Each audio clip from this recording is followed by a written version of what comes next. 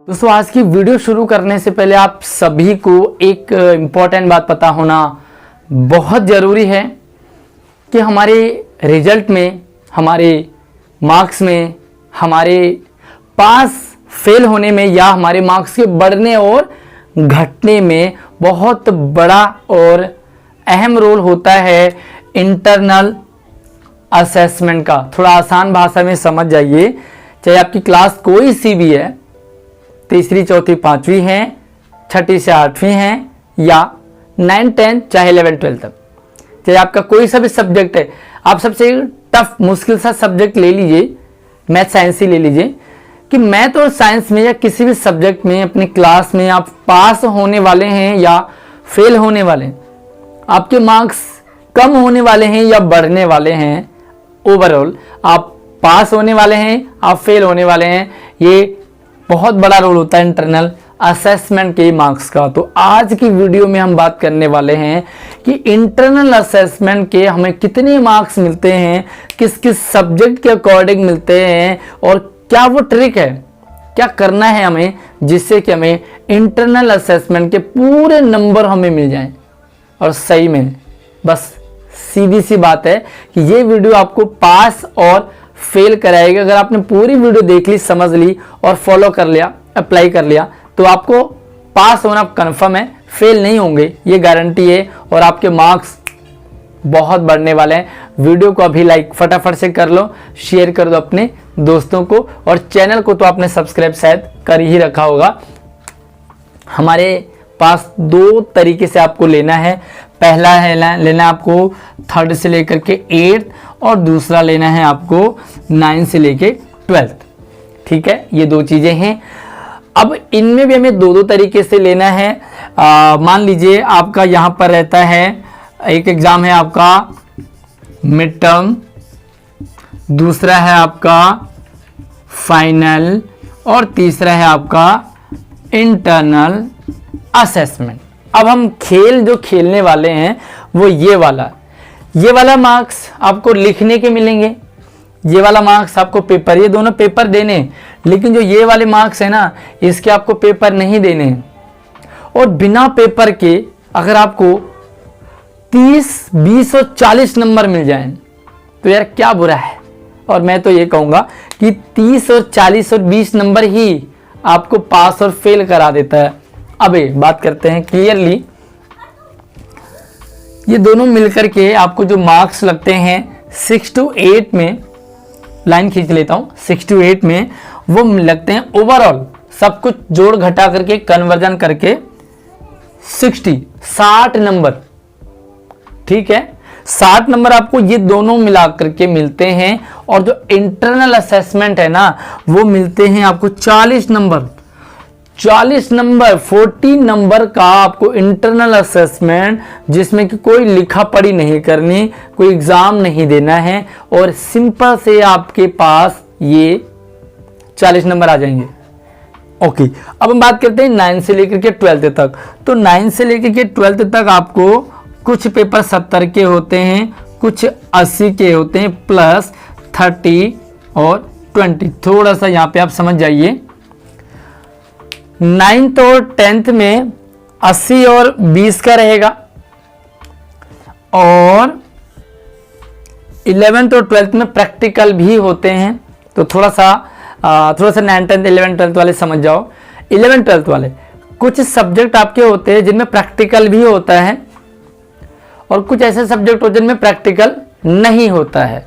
तो जिन जिन में आपके प्रैक्टिकल होते हैं वो तो लगेंगे आपके 70 नंबर के, मतलब मिड टर्म और फाइनल दोनों मिलाकर के कन्वर्जन करके जोड़ घटा करके वो आपके 70 नंबर लगते हैं।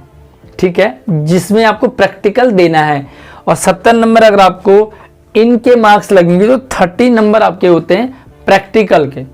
राइट, अब जो बाकी बचे 10th 9 10 साथ में जिनके आपको प्रैक्टिकल नहीं लगते हैं, तो आपका 80 नंबर का ये दोनों पेपर होगा और 20 नंबर आपको इंटरनल असेसमेंट के मिलते हैं। अब बताइए, 20 नंबर आपको इंटरनल से मिल गए, 30 नंबर आपको इंटरनल से मिल गए और पासिंग मार्क्स 33%, तो यार बड़ा मज़ा नहीं आ गया।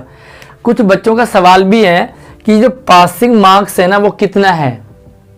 बहुत से सवाल, बहुत सारे सवाल बीच में आ रहे हैं लगातार, इंस्टाग्राम पे हो चाहे वो नॉर्मल वीडियो में कमेंट हो कि पासिंग मार्क्स कितना है, कितने नंबर पे हम पास हो जाएंगे।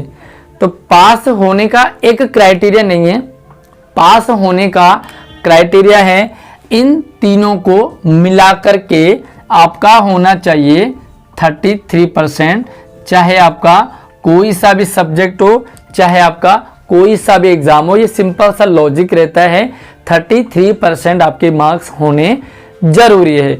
अब बहुत सारे बच्चे कंफ्यूज हो रहे हैं कि हम मिड टर्म में फेल हो गए तो, अरे परेशान नहीं होना आपको। मिड टर्म में अगर आप फेल हो भी गए तो आप इन फ्यूचर जो फाइनल एग्जाम है उसमें आपको अच्छा करना है, इंटरनल असेसमेंट के आपके पूरे मार्क्स लेने हैं, तो आप फेल नहीं, अच्छे नंबरों से पास हो जाओगे, बट मेहनत आपको करनी पड़ेगी। तरीका मैं बताऊंगा आपको। अब आपको जो फोकस करना है, देखो ये 60 नंबर का आपको रिटर्न पेपर है, कितना मोटा मुश्किल आता है, कितना लिखा, वो डिपेंड करेगा। ये 70-80 वाले पे भी मैं बात नहीं करूंगा, 60 पे भी बात नहीं करूंगा, मैं बात करूंगा 40 पे, मैं बात करूंगा 30 और 20 पे। ये जो 40 नंबर और 30 नंबर और 20 नंबर है ना, ये आपके लिए टीचर के पास रखे हुए मार्क्स, मतलब इन मार्क्स को आपको टीचर देंगे, आपके सब्जेक्ट टीचर आपके, जो मान लीजिए मैं आपको हिंदी पढ़ा रहा हूं, आप मेरी क्लास में हिंदी पढ़ते हैं, तो हिंदी में 60 नंबर तो आपको लाने हैं पढ़ने के बाद,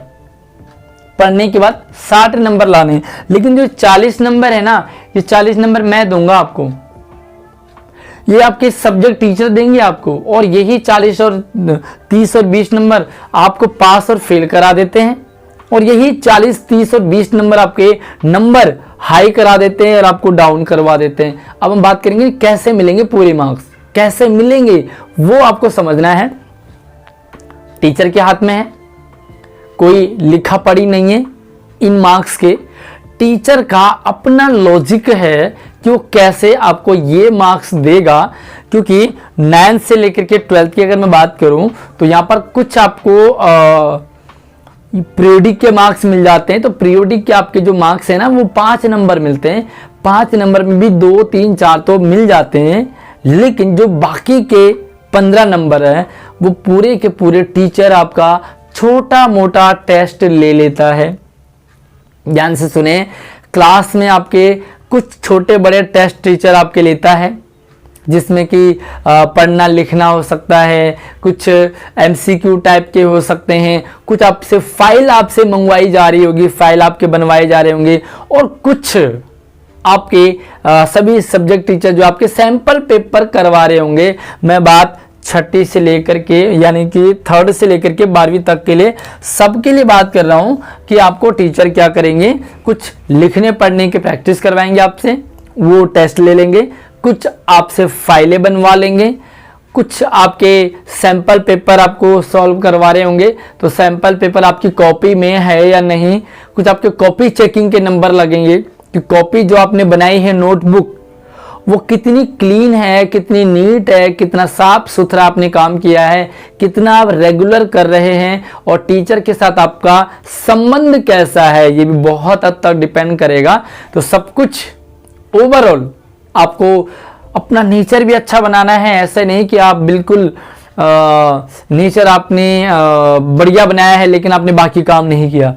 आपका नेचर अच्छा होना चाहिए और आप बाकी जो मैंने चीज़ें बताई है, लाइक आपकी नोटबुक अच्छी होनी चाहिए, आप टेस्ट वगैरह छोटे मोटे हो रहे हैं उनमें आपको अच्छा परफॉर्म करना है, और टोटली टीचर आपको पूरे के पूरे नंबर इस तरह से दे देंगे। और ये 40 नंबर आपको 38, 38, 39, 40 मार्क्स आपको लेना ही लेना है। और मैं तो कहूँगा कि इतना अच्छा काम कर लो कि 40 में से 40 आपको मिल जाए। सेम आपको यहाँ पर 30 और 20, क्योंकि ये प्रैक्टिकल होंगे, और प्रैक्टिकल भी तो सब कुछ टीचर के ही पास होते हैं। आपको टीचर को ही प्रैक्टिकल फाइल देनी है, टीचर ही आपका प्रैक्टिकल लेंगे और टीचर ही आपको नंबर भी देंगे।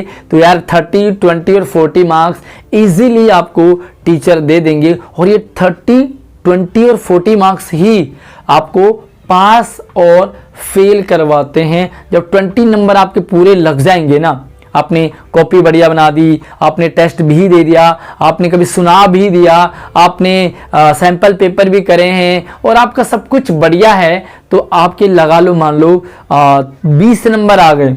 अब आपको सिर्फ 13 नंबर लाने हैं। यार 13 नंबर नहीं लाओगे क्या?